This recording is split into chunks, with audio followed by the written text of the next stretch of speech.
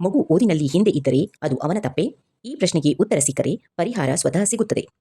ಹಾಗಾದರೆ ತಡ ಮಾಡದೆ ಮೊದಲನೇ ಸಂಚಿಕೆ ಪ್ರಾರಂಭಿಸೋಣ. ಸ್ನೇಹಿತರೆ, ನಿಮ್ಮ ಮಗು ಓದಿನಲ್ಲಿ ಹಿಂದೆ ಬಿದ್ದಾಗ ನಿಮ್ಮ ಮನಸ್ಸಿನಲ್ಲಿ ಮೊದಲು ಬರುವ ಪ್ರಶ್ನೆ ಯಾವುದು? ಏಕೆ ಓದುತ್ತಿಲ್ಲ? ಇಷ್ಟು ಹೇಳಿದ್ರೂ ಏಕೆ ಅರ್ಥ ಆಗಲ್ಲ? ಆದರೆ ನಾನು ಇಂದು ನಿಮಗೆ ಒಂದು ಮಹತ್ವದ ಪ್ರಶ್ನೆ ಕೇಳ್ತೀನಿ. ನಿಮ್ಮ ಮಗು ಓದಲಾಗುತ್ತಿಲ್ಲವೇ ಅಥವಾ ಓದಲು ಮನಸ್ಸಾಗುತ್ತಿಲ್ಲವೇ? ಈ ಎರಡೂ ಪ್ರಶ್ನೆಗಳು ಒಂದೇ ಥರ ಕೇಳಿಸಬಹುದು, ಆದರೆ ಅದರ ಮಧ್ಯೆ ಭಾರಿ ವ್ಯತ್ಯಾಸವಿದೆ. ಸ್ನೇಹಿತರೆ, ಓದಲಾಗುತ್ತಿಲ್ಲ ಅಂದರೆ ಅವನಿಗೆ ಸಹಾಯ ಬೇಕು. ಓದಲು ಮನಸ್ಸಾಗುತ್ತಿಲ್ಲ ಅಂದರೆ ಅವನ ಮನಸ್ಸಿಗೆ ನೋವು, ಭಯ, ಒತ್ತಡ ಇದೆ ಎಂದರ್ಥ. ಈ ವ್ಯತ್ಯಾಸ ಅರ್ಥ ಮಾಡಿಕೊಳ್ಳದೆ ಹೋದರೆ ನಾವು ಪರಿಹಾರ ಹುಡುಕುತ್ತಾ ಮಗುವನ್ನೇ ಇನ್ನಷ್ಟು ಹಿಂದೆ ತಳ್ಳಿಬಿಡುತ್ತೇವೆ. ಎಲ್ಲ ಮಕ್ಕಳು ಒಂದೇ ರೀತಿ ಕಲಿಯೋದಿಲ್ಲ. ಸ್ನೇಹಿತರೆ, ಒಂದು ಸತ್ಯವನ್ನು ಮೊದಲು ಒಪ್ಪಿಕೊಳ್ಳಬೇಕು.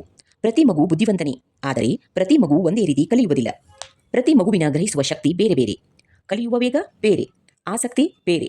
ಒಬ್ಬ ಮಗು ಶಿಕ್ಷಕರು ಹೇಳಿದರೆ ಕೇಳುತ್ತಾ ಕಲಿಯುತ್ತಾನೆ, ಇನ್ನೊಬ್ಬ ಮಗು ಚಿತ್ರ ನೋಡಿದರೆ ಕಲಿಯುತ್ತಾನೆ, ಮತ್ತೊಬ್ಬ ಮಗು ತಾನೇ ಮಾಡಿ ನೋಡಿ ಕಲಿಯುತ್ತಾನೆ. ಈಗ ನೀವೇ ಹೇಳಿ, ಇಂತಹ ಮಕ್ಕಳನ್ನು ಒಂದೇ ರೀತಿಯಲ್ಲಿ ಓದಿಸಿದರೆ ಎಲ್ಲರಿಗೂ ಅರ್ಥವಾಗುತ್ತಾ?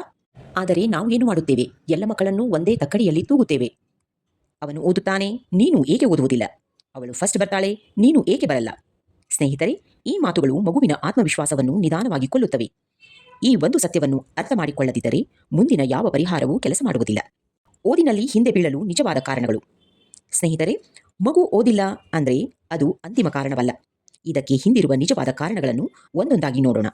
ಕಾರಣ 1, ಗಮನಶಕ್ತಿ ಕಡಿಮೆ. ಮಗು ಪುಸ್ತಕ ಹಿಡಿದು ಕುಳಿತಿದ್ದರೂ ಅವನ ಮನಸ್ಸು ಅಲ್ಲಿರುವುದಿಲ್ಲ. ಇದು ಸೋಮಾರಿತನವಲ್ಲ, ಇದು ಗಮನ ಕೊರತೆ, ಕಾನ್ಸಂಟ್ರೇಷನ್ ಪ್ರಾಬ್ಲಮ್. ಇಂದು ಮಕ್ಕಳು ಮೊಬೈಲ್, ಟಿವಿ, ಶಬ್ದ, ಒತ್ತಡ ಇವೆಲ್ಲದರ ನಡುವೆ ಬದುಕುತ್ತಿದ್ದಾರೆ. ಇವೆಲ್ಲ ಅಂಶಗಳು ಮಗುವಿನ ಗಮನಶಕ್ತಿಯನ್ನು ಕಡಿಮೆ ಮಾಡುತ್ತಿವೆ.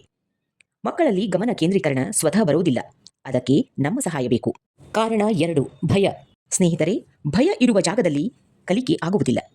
ಶಿಕ್ಷಕರು ಗದರಿಸುತ್ತಾರೆ ಎನ್ನುವ ಭಯ, ತಪ್ಪು ಮಾಡಿದರೆ ಹೊಡೆಯುತ್ತಾರೆ ಎನ್ನುವ ಭಯ, ಪರೀಕ್ಷೆಯಲ್ಲಿ ಫೇಲ್ ಆದರೆ ಅವಮಾನ ಎನ್ನುವ ಭಯ, ಮನೆಯಲ್ಲೂ ಕೂಗಾಟ. ಈ ಭಯಗಳ ನಡುವೆ ಮಗುವಿನ ಮೆದುಳು ಓದಲು ರೆಡಿ ಇರುವುದಿಲ್ಲ. ಮನಸ್ಸು ಸದಾ ಭಯದಲ್ಲೇ ಇರುತ್ತದೆ. ಕಾರಣ 3, ಹೋಲಿಕೆ. ಅವನು ಫಸ್ಟ್ ಕ್ಲಾಸ್ ತಂದಿದ್ದಾನೆ, ಅವಳು ಎಷ್ಟು ಚೆನ್ನಾಗಿ ಓದುತ್ತಾಳೆ. ಈ ಮಾತುಗಳು ಮಗುವಿಗೆ ಪ್ರೇರಣೆ ಕೊಡುವುದಿಲ್ಲ. ಮತ್ತೊಬ್ಬ ಮಗುವಿನ ಹೆಸರನ್ನು ನಿಮ್ಮ ಮಗುವಿನ ಮುಂದೆ ಹೇಳಿದಾಗ ಒಂದು ಮಾತು ಮನಸ್ಸಿನಲ್ಲಿ ಮೂಡುತ್ತದೆ, ನಾನು ಕಡಿಮೆ ಎನ್ನುವ ಭಾವನೆ ಕೊಡುತ್ತದೆ. ಒಮ್ಮೆ ಈ ಭಾವನೆ ಬಂದ ಮೇಲೆ ಮಗು ಪ್ರಯತ್ನಿಸುವುದನ್ನೇ ಬಿಡುತ್ತಾನೆ ಮತ್ತು ನಿಧಾನವಾಗಿ ಓದಿನಿಂದ ಹಿಂದೆ ಸರಿಯುತ್ತಾನೆ. ಕಾರಣ 4, ನಿದ್ರೆಯ ಕೊರತೆ. ಸ್ನೇಹಿತರೆ, ದಣಿದ ಮೆದುಳು ಓದುವುದಿಲ್ಲ. ರಾತ್ರಿ ತಡವಾಗಿ ಮಲಗುವುದು, ಬೆಳಿಗ್ಗೆ ಬೇಗ ಎದ್ದು ಪುನಃ ಶಾಲೆ, ಟ್ಯೂಷನ್, ಹೋಮ್ವರ್ಕ್ ಇಂತಹ ದಿನಚರಿಗಳಲ್ಲಿ ಮೆದುಳು ಸಹಕರಿಸುವುದಿಲ್ಲ. ಸರಿಯಾದ ನಿದ್ರೆ ಇಲ್ಲದಿದ್ದರೆ ಮಗುವಿನ ಮೆದುಳು ಮತ್ತು ದೇಹ ಎರಡರ ಮೇಲೂ ಗಂಭೀರ ಪರಿಣಾಮಗಳು ಬೀರುತ್ತವೆ. ಇದು ಓದಿನ ಮೇಲೂ ಗಂಭೀರ ಪರಿಣಾಮ ಬೀರುತ್ತದೆ.